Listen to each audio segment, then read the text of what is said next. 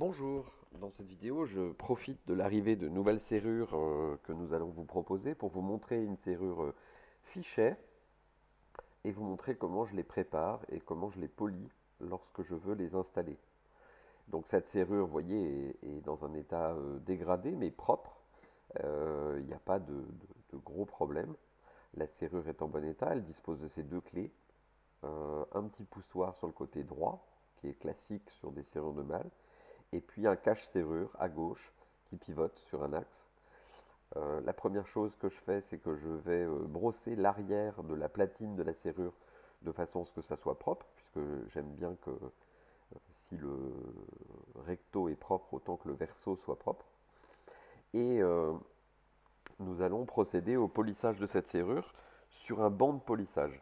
Alors, évidemment, si vous n'avez pas de banc de polissage, vous pouvez tout simplement avoir une perceuse fixée sur établi et mettre des roues de polissage. Donc c'est du coton cousu que vous allez mettre sur votre perceuse, fixer la perceuse soit avec un serre-joint, soit avec un étau. Et vous pouvez utiliser tout à fait une perceuse pour faire un polissage. Ça pose absolument aucun problème. Le banc de polissage est simplement plus pratique et permet d'avoir des roues de polissage en fonction des types de cire de polissage qu'on va utiliser. Alors, sur l'exemple que je vais vous montrer, vous allez voir des cires de polissage de deux ou trois couleurs différentes qui correspondent à des grains différents. Là, je vous montre sur l'image le fait que j'ai brossé l'arrière de façon à ce que ça soit propre, hein. Vous voyez qu'à l'arrière de la platine, il y a des vis. Et il arrive parfois que je démonte en fait la platine de façon à ce que on puisse accéder à l'intérieur de la serrure, nettoyer l'intérieur si c'est pas fonctionnel. Là, en l'occurrence, c'est fonctionnel. Il n'y a absolument aucune raison de démonter. Ça sert à rien de s'embêter. C'est tout à fait propre. Donc, revenons sur notre banc de polissage. Vous voyez, j'ai deux brosses, une brosse à droite, une brosse à gauche, qui vont permettre de mettre des pâtes à polir différentes et de pouvoir procéder par étapes. Il est important lorsque vous polissez de vous munir d'un vieux pull comme je viens de le faire. Là, j'ai un vieux gilet Décathlon qui va protéger en fait mon t-shirt, qui va protéger un petit peu partout parce que ça, vous avez énormément d'éclaboussures. Ensuite, mettez un masque. Alors ici, moi j'ai un masque intégral avec filtre. Vous pouvez éventuellement mettre un masque FFP2 type les masques qu'on vous fournit pour le Covid, mais l'idéal c'est d'avoir un vrai masque sérieux, costaud, avec cartouche. Et puis évidemment un casque pour les oreilles.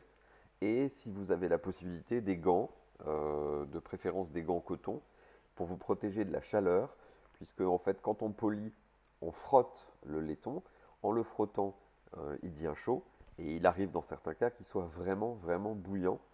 Donc il peut être bien d'avoir des gants ou au minimum un gant.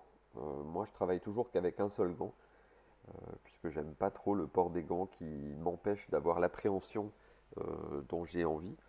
Et donc la situation idéale c'est d'avoir un gant côté droit si vous êtes droitier, et de pouvoir polir les choses. Alors là, j'utilise une première pâte à polir, qui est une pâte à polir à grains relativement forts. C'est une pâte à polir de décapage. Donc, quand vous achetez des pâtes à polir, achetez toujours plusieurs grains, plusieurs couleurs. Alors ça dépend des fournisseurs, c'est assez compliqué. Je n'ai pas réussi à trouver une règle, une norme très exacte et certaine dans tous les cas. Mais en règle générale, vous avez des pâtes à polir de décapage cuivre, euh, comme cette pâte marron, qui sont marrons, mais certains fournisseurs les vendent avec une autre couleur. Donc voilà, choisissez un fournisseur, validez bien la couleur. En règle générale, marron c'est le décapage du cuivre et bleu c'est le polissage. Le blanc c'est plutôt pour l'aluminium. Et vous avez différents grains et différentes épaisseurs qui permettent de de polir. Mais déjà, si vous polissez ne serait-ce qu'avec une pâte, vous avez déjà un résultat qui est pas mal. C'est ce que je vais vous montrer. Donc on va voir par étapes. Donc ici, je procède à un premier polissage avec une pâte marron qui est une pâte de décapage du laiton. Je vais maintenant accélérer le film, puisque bon, le geste, vous le comprenez, hein, il faut polir les éléments.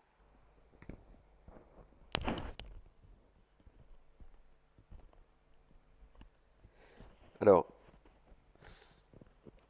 une fois que le premier polissage est fini, vous avez ce résultat-là. Alors, sur une serrure de mal ancienne, ça suffit largement, hein, on peut s'arrêter là. Il est tout à fait envisageable de stopper l'étape de polissage à ce niveau-là. On a déjà un résultat qui est quand même qui est beau, quoi, hein. Là, c'est une serrure neuve de stock ancien. J'ai décidé de la polir jusqu'au bout, vraiment euh, tip top, tip top. Donc je recommence toutes les opérations avec une pâte de polissage plus fine et je nettoie à la fin avec un coton cousu sur micro perceuse pour avoir un résultat final vraiment plus que parfait. Euh, Malheureusement, ma caméra a merdouillé à la fin, donc j'ai pas la photo, l'image du résultat final. Mais faites-moi confiance, ça donne quelque chose d'ultra brillant, d'ultra glossy. Euh, voilà à quoi ressemblent les étapes de polissage d'une serrure finale. N'oubliez pas à la fin de nettoyer l'ensemble à l'acétone. Voilà, merci, à bientôt.